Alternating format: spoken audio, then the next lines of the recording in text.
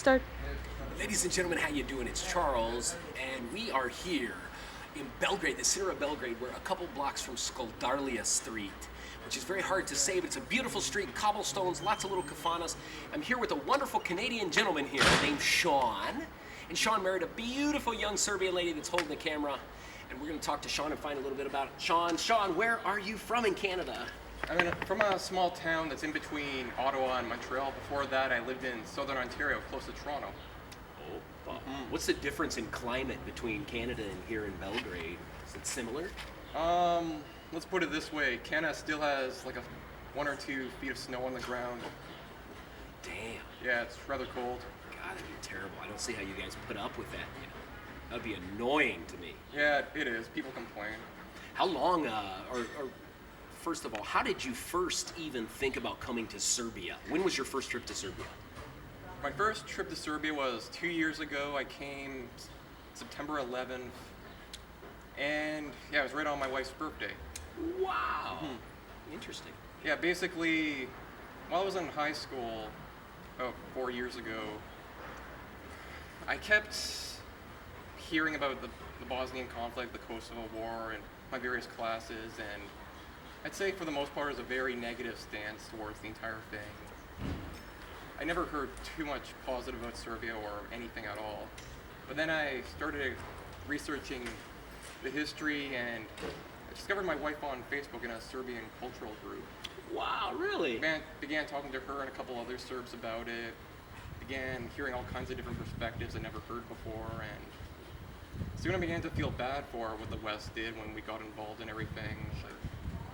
So yeah, I decided to finally come.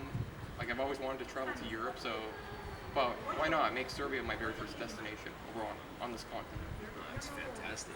What would you say, like when you first arrived here, what was the strangest thing that you noticed here, if you could pick one? The biggest difference, maybe?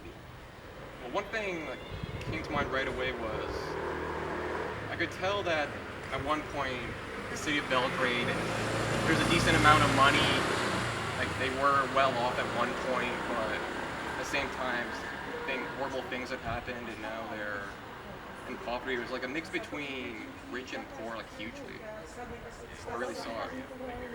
Let's wait on these people to go by because they're really loud. Anyway, yeah. So you thought you come here to meet your wife, this girl that you met on a Facebook page. It's so cool. Yeah. How did you fit in? Was there something that a different cultural thing here that was very different than what you were used to? A tad bit. Like, Canadians are polite and for the most part friendly, but yeah. I don't know. I find Serbs are very social as a whole, talkative, chatty. It's easy to get a conversation going with them if they know English. Yeah, sure. I'd say a good chunk of the population under 40 knows English, at least. I would agree. What do you think of the food? Do you like the food here? Yeah, and the best part is it's about half the price for what I pay for food in Canada. What's your favorite? What's your pick for Serbian food? What's the best Serbian food? The best? Probably the stuffed stir burger. Definitely. Oh, yeah. Gurmanska. Yeah. Beats the hell out of anything at McDonald's, that's for sure. I know. I went down to this one place and had one that was like this big. Yeah. Inside, it's like this thick with cheese and ham in it. I thought that was amazing. What about Serbian drinks? I mean, do you drink a lot of beer in Canada? Yeah. What's a beer in Canada anyway? Molson Canadian. I'm big on Labatt Blue. Oh, yeah, I've heard of that. Wow. Yeah, it's decent. But yeah, I like Yellen and Lav. Probably Lav a tiny bit more.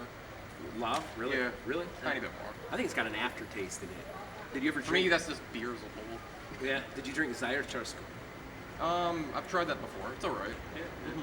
I like it. It's a little less alcohol. What do you think about? I was going to ask about women, but your wife's holding this camera, so I'm not asking about what you think of Serbian girls, if you thought they was pretty or not. But well, I don't know. The women are great here. They honestly are. Like, that's why I married one. What about here? You know, in the USA and probably in Canada, you know, we have a big problem with obesity here in our countries. You know, what do you do? You see a lot of obese people in Serbia?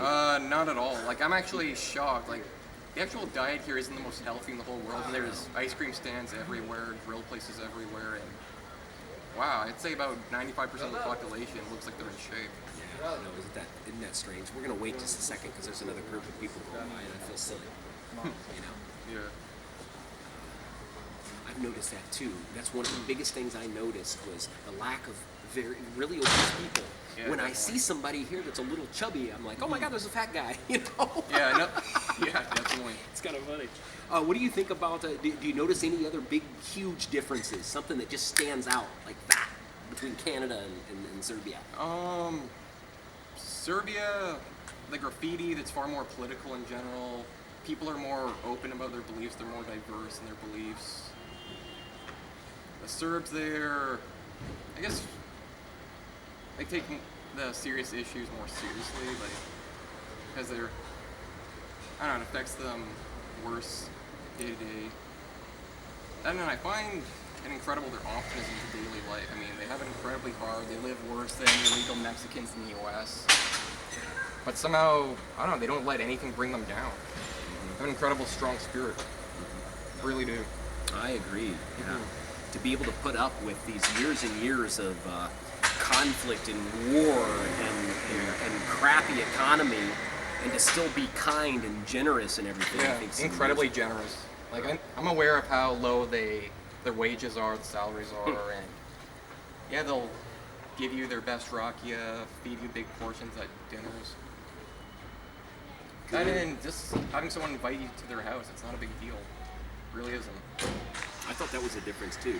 Like in Yeah. the USA, I don't invite people too much to my home. My home is my home. Yeah. And you know, people when they come by, I'd see them come in. I act like I wasn't home. Yeah. You know, but here it's like it's a normal thing. People say, "Come to my house," and you just come. I say, "Does your mom know? Does your father know?" Ah, just come. You know, it's nobody cares. Yeah, actually, I like that. Refreshing. It is. It really is. Yeah, I agree with you, my friend. How much longer are you here in Serbia? Oh, I'm here till April 22nd, and by that point, I will have spent about 8 months of my life in Serbia in total. 8 months in Serbia. Fantastic. Good for you. Has it changed you in any way? Yeah, like I see Belgrade is pretty much my second home, really. Good I'm gonna for you. really freaking miss the city. I hope to return again someday. Good That's for you. sure. Good for you. Good for you.